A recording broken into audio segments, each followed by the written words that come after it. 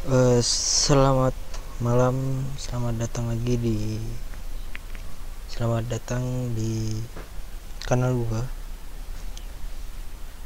Biasanya kalau mau memasuki bulan-bulan penerimaan mahasiswa baru itu di grup-grup anak-anak IT ataupun masalah jaringan-jaringan komputer, programmer dan sebagainya itu banyak postingan yang menanyakan spek laptop recommended dengan harga sekitar 4 juta, 5 juta sampai 8 juta. Dengan alasan apa? Untuk menunjang perkuliahan doi. Nah, sebenarnya apakah kalau mau masuk jurusan TI atau SI itu harus mempunyai laptop dengan spek yang ya lumayan? Jawabannya adalah enggak juga kalau untuk awal-awal. Karena saat ini gue di semester 2 dan ini yang kalian lihat di video ini adalah rekaman layar dari benda bersejarah yang kategorinya bisa dimasukkan ke dalam warisan yang akan gue bisa, yang kategori benda ini bisa dikategorikan sebagai calon warisan kalau gue punya anak nanti. Ini benda udah lama banget, ini laptop gue beli sekitar tahun 2014.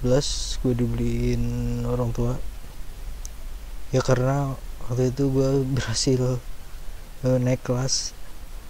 Setelah di tahun itu mempunyai masalah dengan kehadiran 2 bulan alpa, nggak ada keterangan, dan akhirnya naik dan gue dibeliin biar semangat belajar. Alhamdulillah bisa berubah setelah akhirnya pindah sekolah.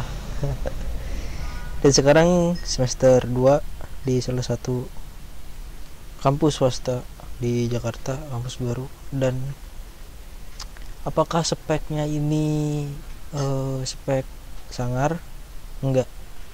Kalau untuk main game keluaran 2019-2020 itu berat banget. Bahkan game-game gua Football Manager 2015 atau 2016 gue lupa, udah nggak pernah main. Nobunaga Ambition, Sphere of Influence, ROM Total War yang ini, ROM Total War yang pertama, terus ada PS16. Itu doang. Sama Survival Onraf nggak pernah gue mainin, sekali doang, gara-gara kangen zaman SMK dulu main ini pernah. Untuk sekarang reference kisaran harganya itu bisa dipakai di sekitar kenapa emang? Hah? Oke, balik lagi tadi kucing yang biasa di rumah lahiran. Jadi kisaran harganya ini untuk sekarang sekitar 1.800.000 tembus lah. Dengan laptop harga di bawah 2 juta, notabene bekas dari 2014, itu berarti setahun, 2 tahun, 3 tahun, 4 tahun menemani gue. 5 tahun sama tahun ini. 4 tahun itu pas gue kan tahun kemarin baru masuk ya semester 1, jeda berapa tahun gitu buat ngumpulin fulus. Nah, apakah gue ngerasa tertinggal, gue merasa kesusahan kuliah di jurusan teknik informatika dengan laptop jadul di harga yang sekarang harganya di bawah 2 juta? Adalah enggak. Karena notabene itu kalau di semester awal di TI itu cuma ngoding ya, ngoding ngetik-ngetik doang sih. Kalau misalnya lu belum main Android Studio masih aman pakai spek biasa. Ini di propertiesnya,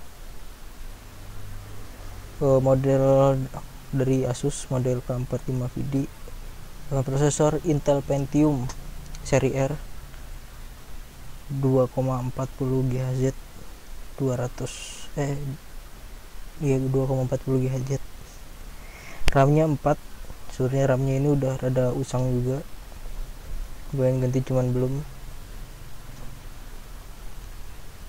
Nah ini dia untuk untuk VGA nya sendiri itu dari Nvidia GeForce 610, sama Nvidia nya juga ada bawaan Intelnya juga ya, jadi dual Nvidia. Ya zaman dulu sih termasuk jago 2014an itu ya. Iya sih harganya juga nyentuh angka 5 zaman dulu.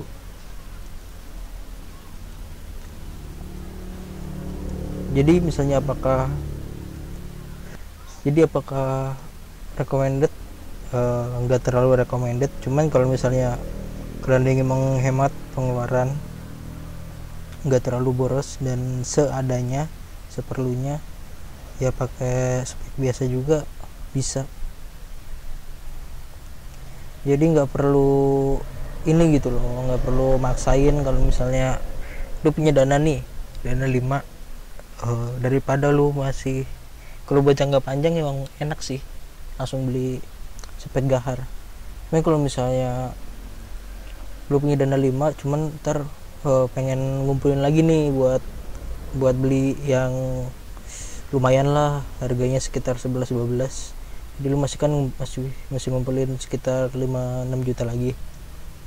Menurut gue sih lebih bagus beli bekasan yang speknya nggak terlalu ini, cuman yang penting kuat aja buat ngejalanin Visual Studio Code, DaVinci++ dan aplikasi lain. Yang penting itu aja sih. Jadi kan perkiraan 2 jutaan tuh keambil buat beli laptop kayak gitu, jadi masih ada 3 juta bisa buat pondasi tabungan. Lumayan kan, daripada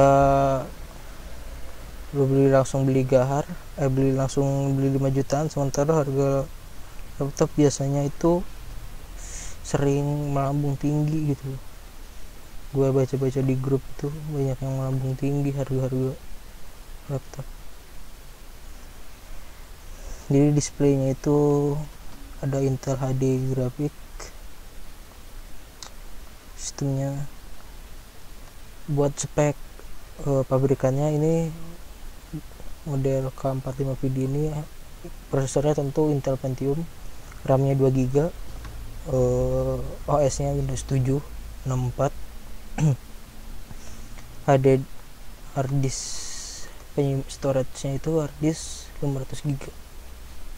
Nah ini dia, walaupun jadul tapi masih lumayan buat nemenin nyampe semester 2. Itu kuncinya di sini, saya lupa. Jadi ini kan spek awalnya, kan spek aslinya itu storage-nya HDD, hard disk-nya itu 500 GB. Nah 500 GB kan udah di D, lalu di C ada 111 GB, 120 lah. Nah ini ini itu SSD.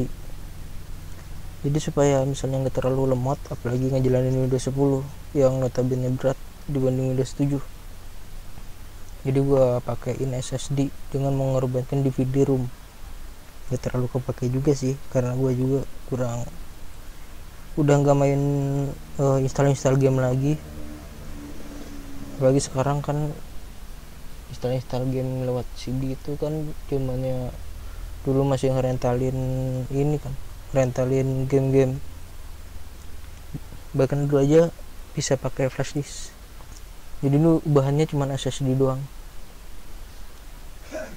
cuma ubahan SSD sama install ulang ini Windows 10. Soalnya Windows 10 yang lama rusak, Windows KW. Jadi apakah misalnya dibutuhkan spek laptop dengan spek sekitar 5 juta dengan harga 5 juta ke atas untuk perkuliahan di jurusan TI? Ya dibutuhkan. Kenapa dibutuhkan? Jadi kalau mau, ini pengalaman gue ya, pakai laptop ini itu untuk untuk proses ke Visual Studio, bukan proses masuk ya, bukan proses running terus di Dev C++ juga pokoknya dibuat ngerunning codingan itu, running compile itu membutuhkan waktu, apalagi di Visual Studio. Kalau misalnya mau ngebuat ini apa namanya, ngebuat setup exe kayak video yang udah gua bikin kemarin dan udah gua bagiin, itu lama banget cuy. Buat running rebuildnya itu loadingnya lama banget, jadi butuh kesabaran. Tapi masih bisa, selama masih bisa dan masih kuat, gak terlalu ngap-ngapan, ya pakai aja. Jadi kalau misalnya lu punya laptop jadul, cuman lu beranggapan kalau gue mau kuliah nih di jurusan TI harus punya laptop sangar dong, enggak juga. Disimpan aja dulu duitnya, pakai yang ada dulu. Kalau misalnya laptop lu udah nggak kuat, baru, cuman jangan dijadikan landasan tentang, jangan dijadikan untuk running codingan lama harus nunggu, yang dijadiin alasan buat langsung beli. Jadi mending ditabung dulu, ntar kan duitnya nambah-nambah tuh kalau ditabung, baru udah lu bisa beli yang di atas kepengenan awal. Lumayan kan.